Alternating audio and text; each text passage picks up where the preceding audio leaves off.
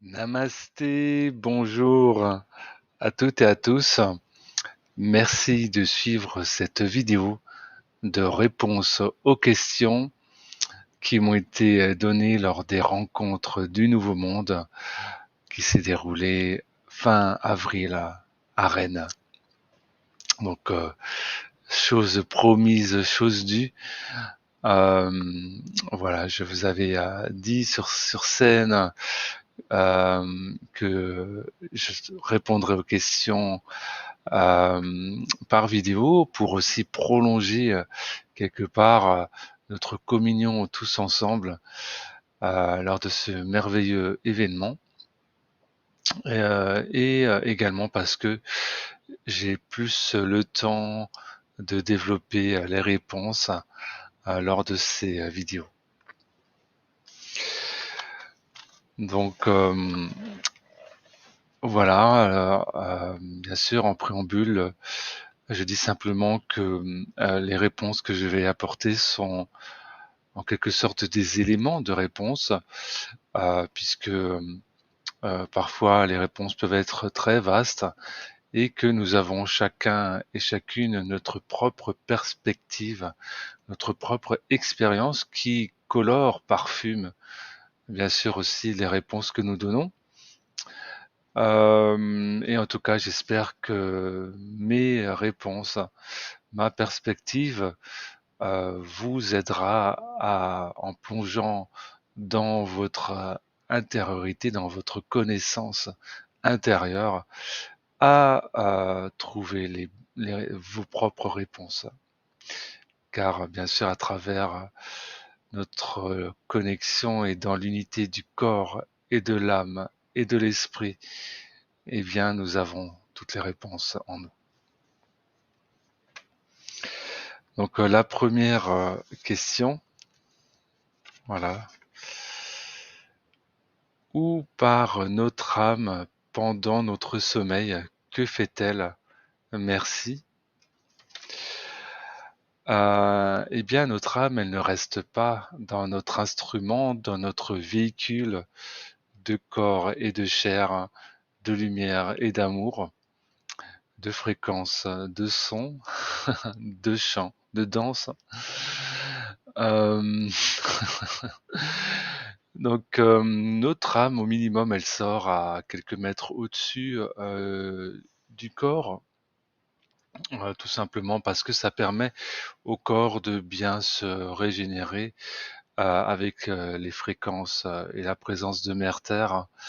Euh, Sinon, il se peut bien sûr que notre âme voyage sans que le corps en ait conscience, mais toujours en liaison avec le corps à travers le cordon d'argent ou ce qu'on appelle le cordon, la cordelette d'argent, le cordon d'or. Donc c'est un lien d'amour, si on veut, de lumière qui électromagnétique, on me dit, qui permet à l'âme d'être connectée au corps et au corps de rester en vie. Donc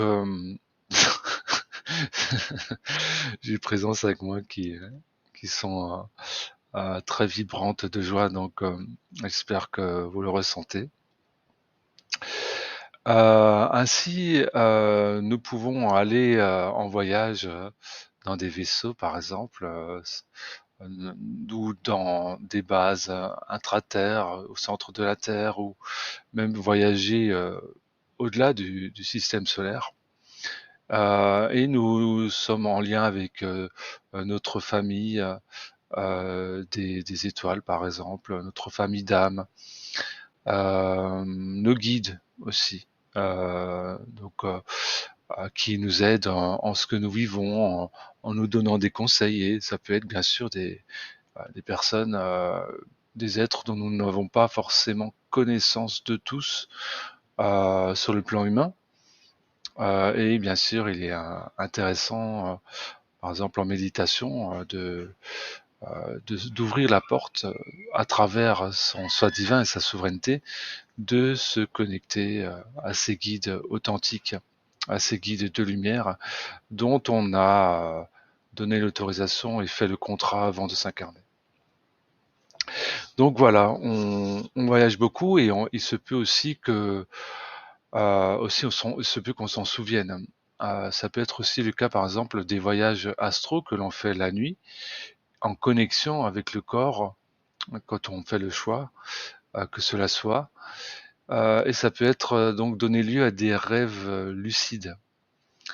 Donc des rêves lucides, donc ce sont des rêves très palpants, très vivants, où on peut interagir dans ce rêve, et donc ce sont des rêves réels qui se passent réellement sur d'autres plans, d'autres fréquences. Voilà pour la première question. Alors, Sylviane, quand et comment sait-on de quelle famille galactique nous venons? Merci beaucoup, Sylviane. Donc, quand et comment? Donc, c'est quand on est prêt, donc c'est quand on a déjà ouvert suffisamment sa conscience pour pouvoir bien savoir que nous avons une famille galactique, ou une famille intraterre aussi, parce que ou les deux, évidemment, ça peut être le cas. Euh, donc c'est quand on est prêt en fait à le recevoir. Et comment ça se fait? Ben, c'est toujours le même principe, c'est-à-dire que les réponses sont dans vos fréquences, sont dans vos mémoires d'âme, sont dans votre être intérieur, et c'est en se plongeant en soi-même dans l'introspection, par exemple dans la méditation, ou en tout cas en posant l'intention de se souvenir, et en allant vers les choses qui vous font vibrer intérieurement, et euh, quelle que soit la pratique, hein, que ce soit une marche dans la nature, des pratiques créatives, de peinture, de chant, de danse, de méditation, ou même un art martial, ou des choses qui permettent, par exemple, au mental de s'apaiser, d'être canalisé, d'être contenu, et qui permet justement de recevoir les informations intuitivement. Ça peut être par flash aussi. En tout cas, il est intéressant de mon point de vue de poser l'intention de se souvenir, et ensuite de se permettre d'être dans l'accueil des informations qui vont nous être données par notre soi divin, par notre divinité, par l'esprit à travers notre âme, dans nos expériences aussi, à travers les synchronicités, par exemple, qui nous permettent de nous donner des indications. Alors après, bien sûr, il y a des possibilités de lecture spécifiques, des mémoires universelles, par exemple, ou même des mémoires qui se situent au cœur de Mère Terre, si on a si on a vécu plusieurs vies incarnées sur Terre. Donc comment, je dirais, c'est par l'écoute intérieure globalement, et en posant l'intention de recevoir euh, ces connaissances, et de s'y connecter intérieurement.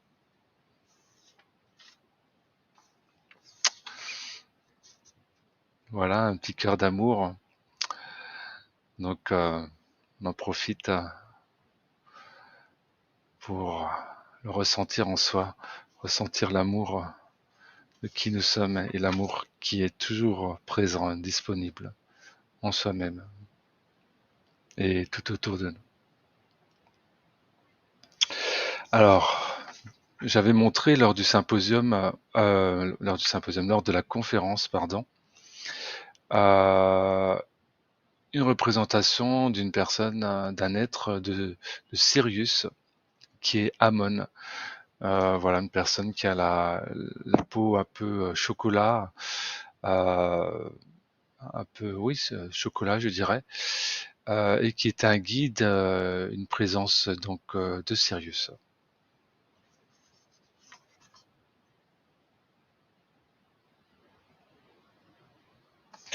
Alors, Nicolaya, merci de nous dire, s'il vous plaît, comment se profile la France ou le monde avec les galactiques. Merci Agnès.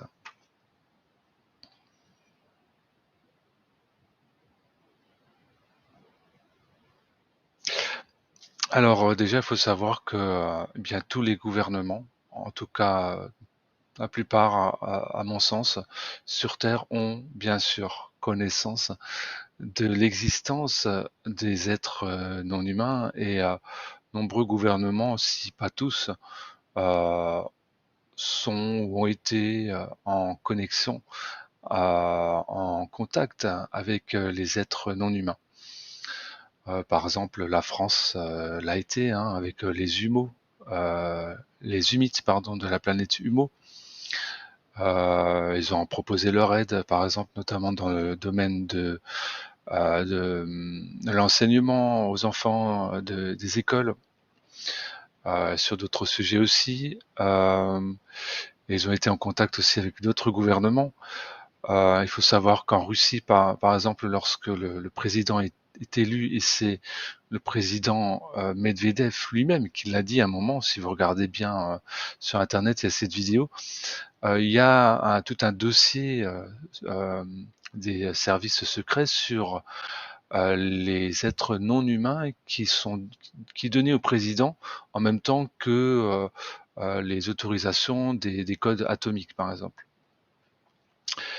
Donc tout ça, ça existe. Et en France, c'est pareil. Il y a également un dossier spécifique qui, à ma connaissance, est donné au président lorsqu'il accède à la présidence. Donc, comment se situe le monde, en tout cas le monde du pouvoir, si on veut entre guillemets, parce que pour moi le pouvoir c'est le pouvoir de l'amour, c'est pas le pouvoir politique.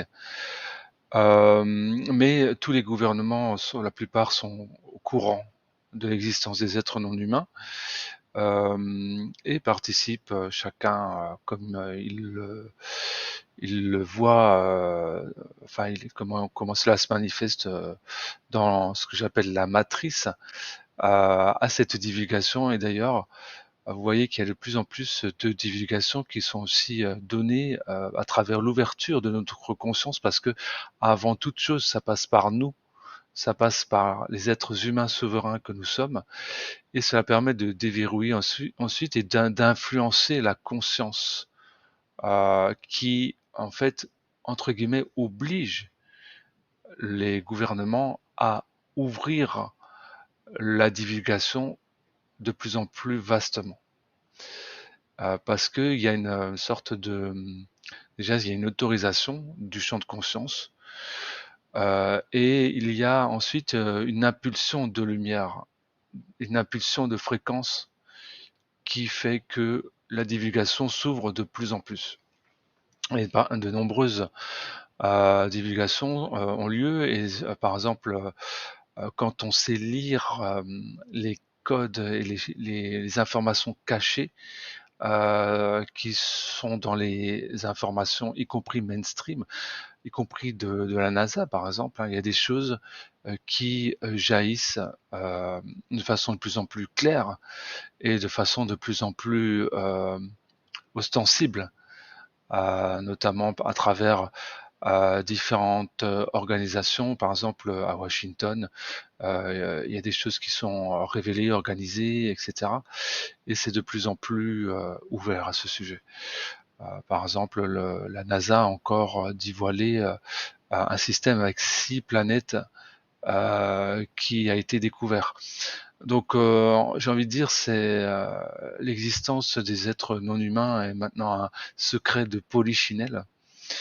Mais avant toute chose, ça passe par l'ouverture d'esprit intérieur, euh, permettant justement euh, la conscientisation de l'existence de ces êtres et le fait que nous-mêmes, nous, dans notre multidimensionnalité, nous en faisons partie et nous en avons toujours fait partie.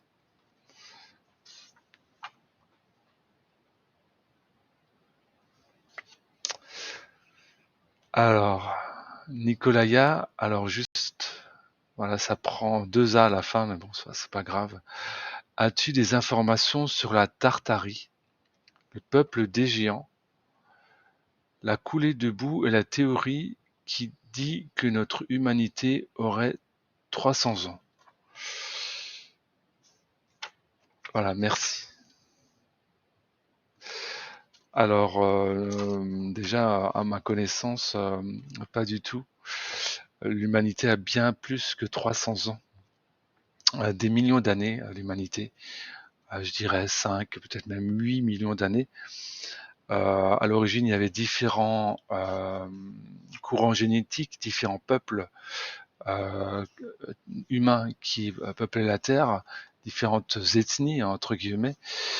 Et aujourd'hui, il y a plus que bien sûr l'humanité dans sa pleine dimension multiple, de multiplicité de cultures, de langues, de langages, de fréquences d'âme, et dans cette unité d'amour. Donc cette théorie, pour moi, elle n'est pas juste, hein, ce n'est pas cela. Ensuite, sur la Tartarie, oui, j'ai quelques informations. D'ailleurs, vous en retrouvez aussi sur éveillum.com. La Tartarie est une civilisation qui est en lien avec des êtres des étoiles, bien sûr. Alors, je connais pas la provenance de ce peuple, mais je peux dire que c'est une civilisation qui a été avancée, relativement avancée, et qui est bel et bien en lien avec des êtres des étoiles. Alors, le peuple des géants, c'est, on pourrait dire plutôt les peuples des géants, parce qu'il y a eu de nombreux géants différents sur Terre qui ont été amenés ici ou qui sont venus ici de différentes manières. Certains ont été amenés par des groupes de non-humains justement spécifiques et d'autres voilà, ont été présents même avant l'homme. Donc c'est un sujet très vaste, éminemment vaste. Il y a eu de très nombreux géants sur Terre, de différentes tailles d'ailleurs. Certains sont venus, par exemple de la lyre, et sont même repartis il y a des milliers, voire des dizaines de milliers d'années. Donc ça, c'est très très vaste. Donc je vous invite à vous renseigner à ce sujet et surtout à prendre conscience qu'il n'y a pas un peuple des géants, mais de nombreux êtres qui sont venus sur Terre d'origine non humaine et qui étaient des géants, ce qu'on appelle des géants. Alors, la coulée de boue, je ne sais pas à quoi ça fait référence. Peut-être au déluge, je ne sais pas, sachant qu'il y a eu 3 déluges, à ma connaissance. Donc, quand on parle de déluge, c'est en lien avec la chute de l'Atlantide, du continent Atlante, sous le fond marin.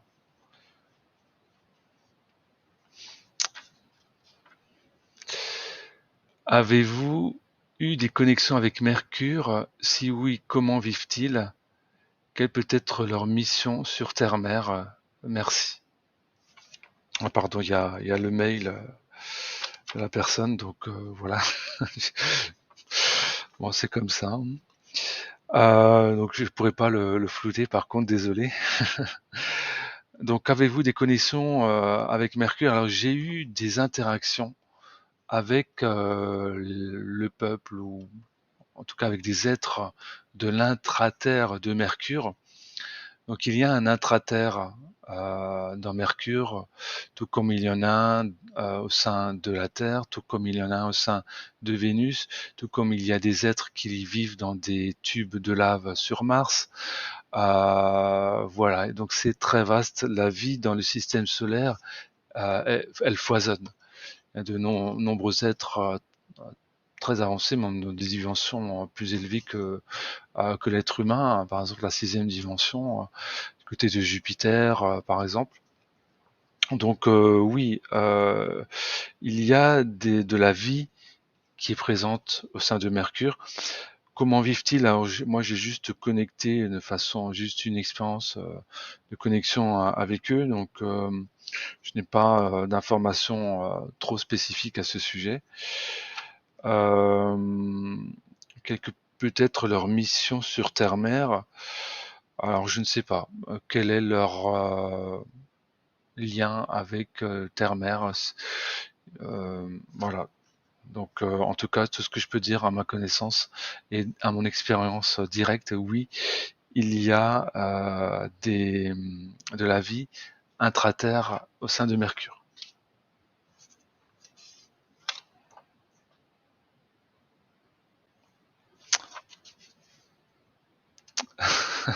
Avez-vous des informations sur le rôle de maîtresse de lumière? Karine. Alors, je sais pas trop, ce que c'est les maîtresses de lumière. Bon, après, ça peut faire référence à plein de choses, différentes. Hem, je ne sais pas personnellement, à qui, ou quel groupe fait référence le terme, maîtresse de lumière. Alors il y a bien sûr, des maîtres ascensionnés qui sont des êtres féminins, évidemment, il y a, les mères divines aussi, bien sûr.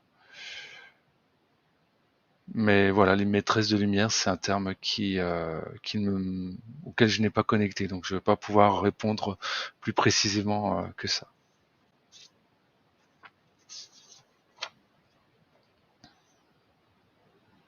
Alors, peux-tu nous parler du peuple des licornes? Merci. Alors, je peux en parler un petit peu, sachant que j'ai connecté, avec, les licornes, donc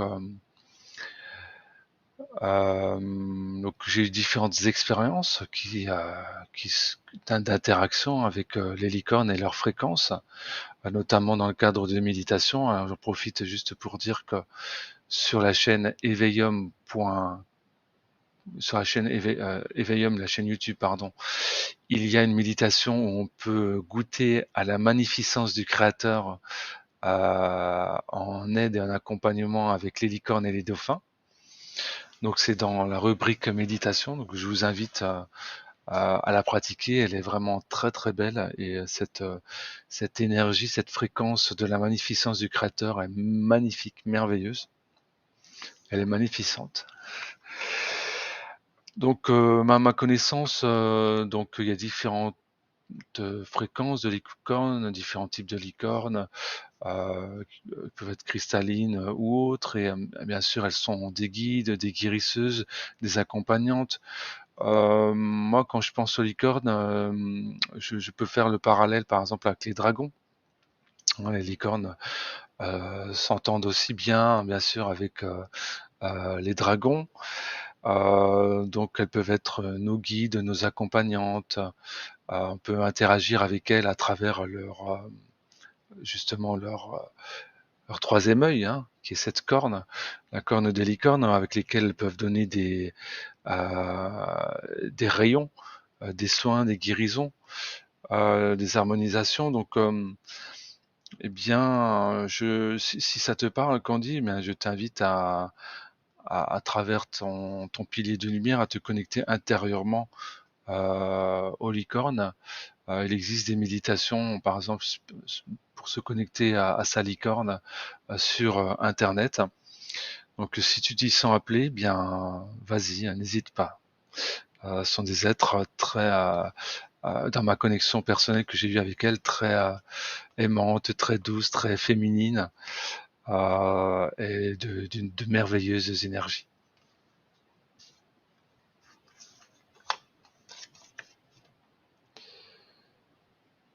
Une personne greffée, alors je n'arrive pas à lire. Ah oui, une personne greffée, est-ce un problème pour les ressentis, pour ressentir les énergies? Merci.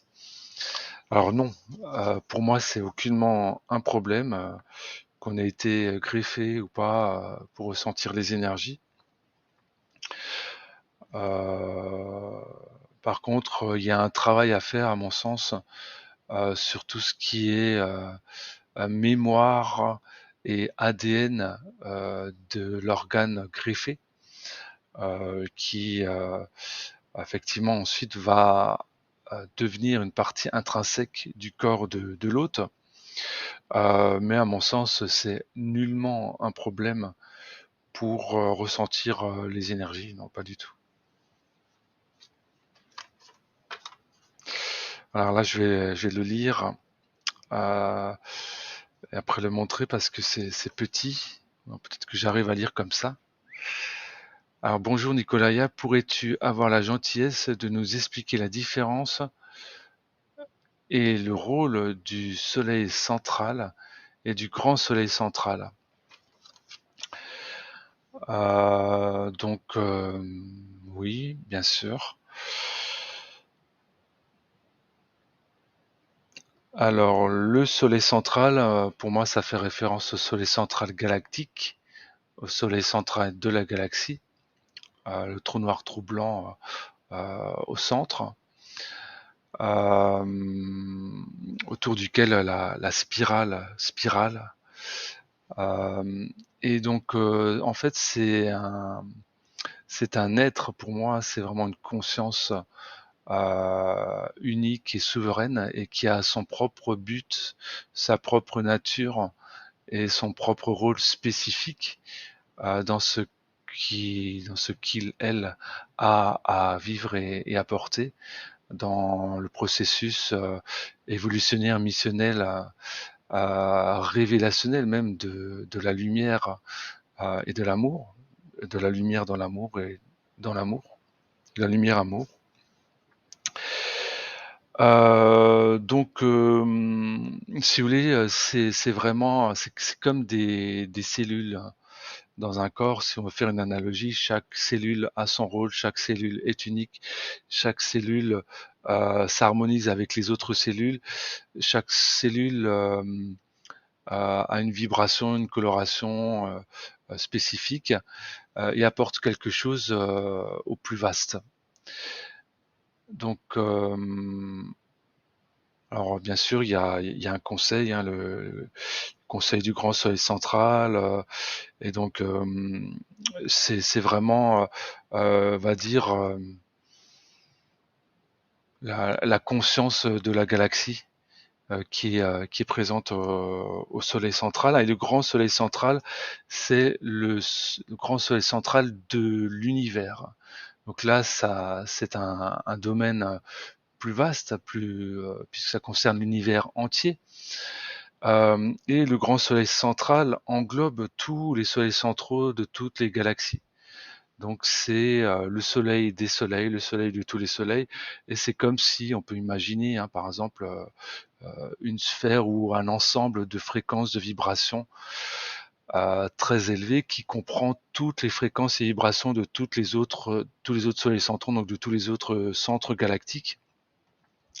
Et donc ça harmonise en fait l'univers. Et c'est là où il y a la présence du créateur et de l'esprit de l'univers, même si bien sûr ça se déploie dans les strates, dans toutes les strates de conscience ensuite dans tout l'univers. Disons que c'est, on va dire, le grand soleil central, c'est là où on peut accéder. Alors il y a différents secteurs hein, dans le gros soleil central, c'est comme un soleil qui contient des mondes et des mondes et des mondes et des mondes, qui contient tous les autres soleils, toutes les autres galaxies, toutes les galaxies, c'est vraiment un ensemble cohérent et unifié. Et donc son rôle, c'est d'harmoniser, comment dirais-je, de maintenir en place la cohérence dans tout l'univers, bien pour ce que l'univers est prévu en termes d'expérience, en termes d'évolution, en termes d'ascension. C'est un rôle comme de chef d'orchestre, si on veut, hein, de chef d'orchestre pour toutes les autres galaxies et pour tout ce que contient l'univers.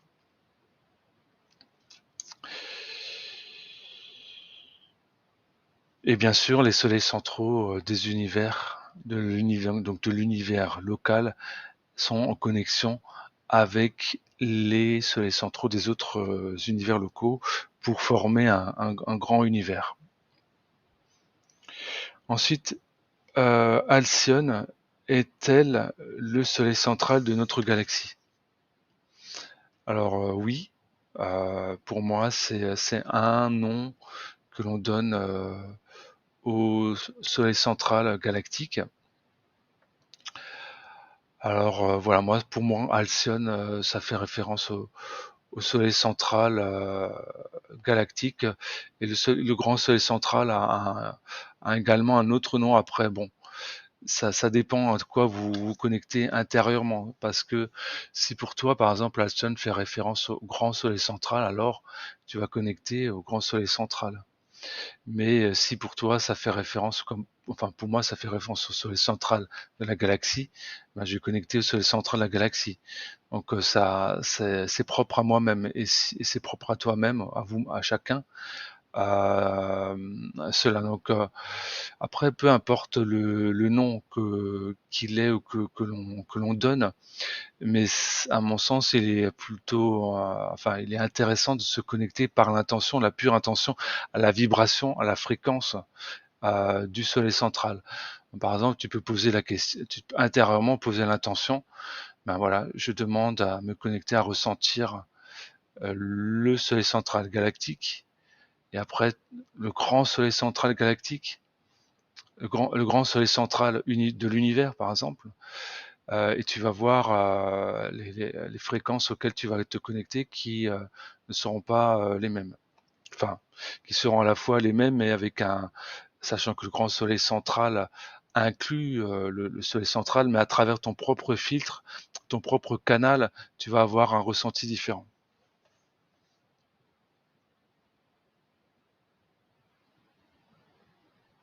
Alors j'ai entendu dire sur Internet que Calcium est peuplé d'êtres involutifs. Involutifs. Est-ce vrai? Qu'en penses-tu? Merci de tout cœur, chaleureusement Lynn.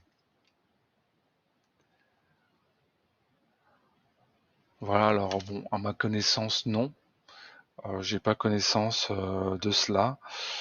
Bon, sachant que les êtres involutifs, ça n'existe pas en réalité, puisque on peut dire des êtres de polarisation négative, si on veut, tournés vers certaines distorsions de mental ou de pseudo-séparation de la source. Donc dans des schémas, par exemple, de pensée ou de conscience spécifiques, égotiques et mentales. Euh, non, à ma connaissance, il n'y a pas d'être involutif de ce côté-là. Voilà.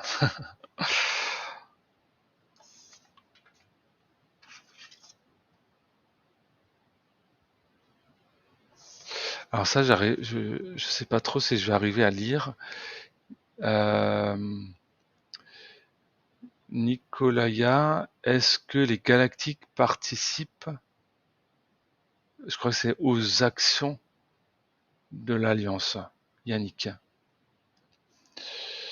Alors, oui, évidemment, il y a des alliances, des confédérations, des fédérations, des regroupements, des empires même qui existent sur le plan galactique, même qui peuvent transcender des galaxies, sachant que des empires peuvent être présents dans différentes galaxies simultanément aussi, à travers des colonies, à travers différentes choses que ces empires, ces regroupements de peuples, d'êtres et des planètes ont mis en place pour coévoluer, pour évoluer ensemble dans un schéma cohérent, participatif, organisé, et une certaine organisation, donc un certain schéma organisationnel, et plus ou moins hiérarchique ou plus ou moins coopératif. Après, ça dépend aussi du type d'alliance, de fédération, etc. C'est très très vaste. Il y a aussi par exemple des organismes de vente, qui se focalise plus sur la vente, l'échange, le partage de technologies, de connaissances, de sciences, notamment une guilde, la guilde des marchands aussi. Tout ça, c'est immensément vaste et riche. Donc ce qu'on appelle les galactiques, oui, participent effectivement à ce qu'on peut appeler l'alliance. Après, l'alliance, ça désigne pour toi peut-être quelque chose de plus spécifique. Il y a différents types d'alliances. À mon sens, il y a par exemple l'alliance des créateurs de mondes. Ce sont des êtres très avancés qui créent des mondes, des systèmes, des planètes, les terraforment, programment tout ce qui est lié au processus d'expérience, processus expérientiel de croissance de la conscience à travers et des âmes à travers l'expérience directe euh, de ce qu'il est possible au sein des systèmes qu'il a créés et qu'il met en place. Après, il y a encore d'autres alliances ou d'autres, on va dire, regroupements d'êtres, de planètes, de peuples qu'on pourrait nommer alliances. Voilà. Donc tout ça, c'est des choses que l'on découvre en se découvrant soi-même, parce que dans notre multidimensionnalité, dans notre être intérieur, à travers nos doubles, à travers la multiplicité de nos multi-incarnations de l'instant présent, eh bien, nous pouvons nous connecter à ces différents aspects de nous qui sont au sein de ces fédérations, de ces alliances, de ces regroupements d'êtres, de peuples et de planètes. Et donc finalement, c'est en apprenant à se connaître nous-mêmes, à nous reconnectant à nous-mêmes, à notre présence plénière de plénitude intérieure, à nos fréquences, en explorant notre multidimensionnalité, que l'on arrive à accéder à toutes ces connaissances et à toutes ces mémoires aussi de nos vies euh, qui se déroulent dans la multiplicité, dans la lumière et toujours dans l'amour et l'unité. Merci à toutes et à tous d'avoir suivi ces réponses aux questions. Merci Yannick. Voilà, j'espère qu'elles vous auront apporté les éléments dont vous avez besoin pour cheminer sur votre chemin de lumière souverain. Très belle continuation, très belle continuité. Amour, paix et lumière pour toutes et tous. Et à bientôt.